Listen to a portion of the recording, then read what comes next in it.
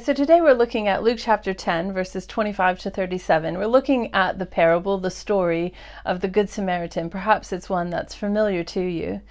What happens in this story, essentially, just to summarize it for you, is there's a teacher of the law, someone who knows a lot about the Old Testament and the laws of God, and he comes to Jesus essentially because he's trying to embarrass him. Maybe he wants to prove that he's smarter than Jesus.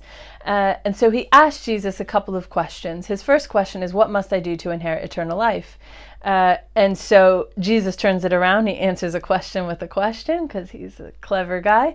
And he asks him, well, what does the law say? And that's where we get in Luke chapter 10, verse 27, where we get that response, which is a technically true response, where he says that you should love God with all your heart, soul, mind, and strength, and love your neighbor as yourself. And so Jesus, who's not going to be trapped by this young person, says, yep, well, go do that then. And the guy is not happy with this. He thinks, oh, I haven't really made Jesus look very stupid. In fact, he might have made me look stupid. And so he decides to ask another question. He says, well, yeah, but who's my neighbor then? If I'm supposed to love my neighbor as myself, well, who is my neighbor? And so Jesus proceeds to tell the story of the Good Samaritan, right, of the man who's walking along the road and he's beset by robbers and he's beaten up and his things are taken and he's left for dead. And we hear about three people who come along, a priest, a Levite, and a Samaritan. And we know the first two do nothing to help him, but the Samaritan does stop and help him, and he binds up his wounds, he puts him on his donkey, he takes him to an inn, and he pays money to make sure that he can stay there for as long as he needs to get well. And so Jesus tells this story to illustrate a point, in answer to the question of who is my neighbor. Now, often what we focus on is the relationship between the Jewish people and the Samaritan people, and the extraordinary love that the Samaritan would show for presumably a Jewish person, even though they didn't have to.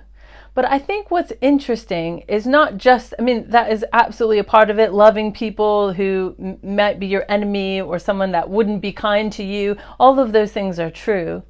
But I think there's something very interesting here. When we try to answer who is my neighbor, I actually think the way that we define love determines who we call a neighbor. Let me explain what I mean. The priest and the Levite would have known the law. They would have known what God said about loving your neighbor, and they would have cared about obeying it. They wouldn't have just ignored it lightly. So if they saw someone on the ground, presumably a Jewish person, then they actually would have been beholden to look after this person, to care for them, more than the Samaritan should have been. So how is it that they passed by? They would have had to justify it to themselves, if not to others, why they wouldn't have done this. And presumably the reason is in how they defined what it means to love your neighbor. You see, perhaps the way they define this is not necessarily the active sense of doing good to someone, but actually the opposite of saying do no harm. Meaning to love someone, to love my neighbor, means as long as I don't cause them a problem. Now maybe that sounds familiar, because actually I think that's very much how we might define what it means to love our neighbor today. That we would say, oh, as long as I didn't cause the problem, right? Don't cause a problem to someone else. It's sort of the negative. It's the passive approach. It's the reason why someone can be attacked on a street and call for help and no one will come, because they say, I don't want to get involved. I didn't cause the problem, right? It is the way. It's a natural response. We're looking for a way to get out of it, right? But the Samaritan had a different way of defining love.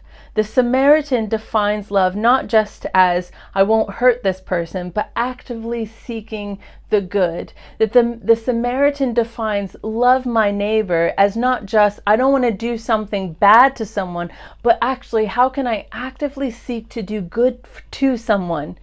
And yes, no matter who they are, whether they're my enemy or my friend, because let's be honest, we're not all always the best of friends. It's easy to look at someone and say, yeah, you're my friend, but your life is drama and I didn't cause that drama, so I don't want to get involved, right?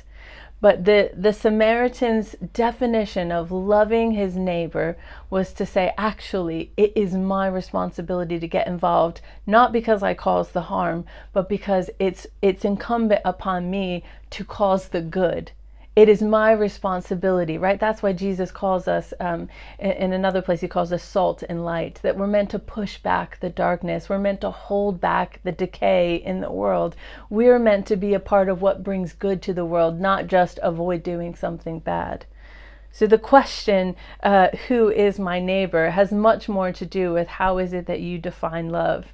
When you think about loving the people around you, are you defining it as just try not to do something bad to other people? Or are you actively seeking, how can I do good? How can I be a part of bringing the goodness of Jesus into the lives of the people around me? You see, we might associate love with a feeling. How do I feel about a person? But it's clear that Jesus associates love with an action. It's what he taught here about the Good Samaritan, and it's certainly what he demonstrated when he went to the cross for us.